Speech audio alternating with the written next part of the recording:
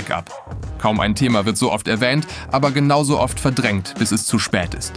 Denn Datenverlust passiert schneller, als man denkt. Ob Hardware-Defekt, Malware, versehentliches Löschen oder einfach Pech, ohne Backup kann's richtig wehtun. Falls du dich aber generell erstmal tiefer mit der Frage beschäftigen willst, warum Backups so wichtig sind und welche Backup-Strategie für dich die richtige ist, schau dir unbedingt unser separates Video zum Thema Backup an. Dort erklären wir auch die 3-2-1-Regel, geben dir einen Überblick über Backup-Arten und erklären, warum RAID kein Backup ist. Heute fokussieren wir uns auf das Thema Offline-Backup.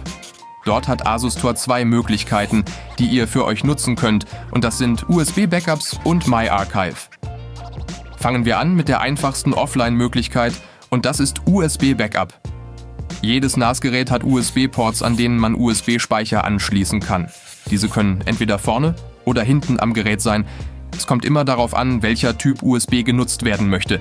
Sind USB-Speicher und NAS verbunden, kann man im Backup Center einen neuen Job erstellen und einstellen, ob man entweder vom NAS auf USB oder USB auf NAS speichern möchte.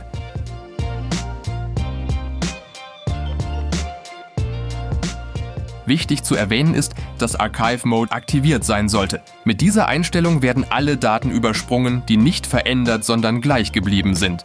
Auch kann man einstellen, dass der USB-Speicher automatisch ausgeworfen wird und man ihn ohne Probleme abziehen kann. Die Lockerstore-Geräte haben auch das One-Touch-Backup-Feature. Dies kann man im ADM einstellen und es wird immer dann ein Backup auf das USB-Gerät gemacht, wenn man den Knopf ca. 5 Sekunden lang drückt. Dabei kann man sich auch aussuchen, in welche Richtung gespeichert werden soll und welche Art der Speicherung.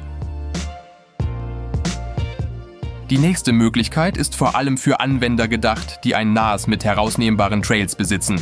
Diese User können das Asus Tor Alleinstellungsmerkmal MyArchive nutzen. Dabei wird eine HDD zu einem herausnehmbaren Laufwerk umfunktioniert, das du flexibel im NAS verwenden, anschließend entnehmen und zum Beispiel in einem anderen NAS nutzen oder als sogenanntes Cold Backup sicher im Schrank lagern kannst. Wenn ihr eine ungenutzte Festplatte in euer NAS einbaut, könnt ihr sie im ADM Storage Manager ganz einfach in ein neues MyArchive Volume umwandeln. Empfehlen können wir euch diese als ein NTFS-Laufwerk zu speichern. Damit könnt ihr auch auf eure Daten zugreifen, wenn ihr die Festplatte an einen Windows- oder Mac-Rechner anschließt. Ist alles eingerichtet, könnt ihr einen internen Backup-Job erstellen und entscheiden, ob ihr Daten auf die MyArchive-Platte sichern oder von ihr wiederherstellen möchtet. Nach dem Backup könnt ihr die Platte ganz einfach auswerfen, herausnehmen und zum Beispiel in einem anderen NAS verwenden oder zu euren anderen MyArchive-Platten legen, die ihr offline lagert. Der große Vorteil: solange die MyArchive-Platte nicht eingesteckt ist, ist sie komplett offline und damit auch sicher vor Malware, Ransomware oder versehentlichem Löschen. Fassen wir zusammen.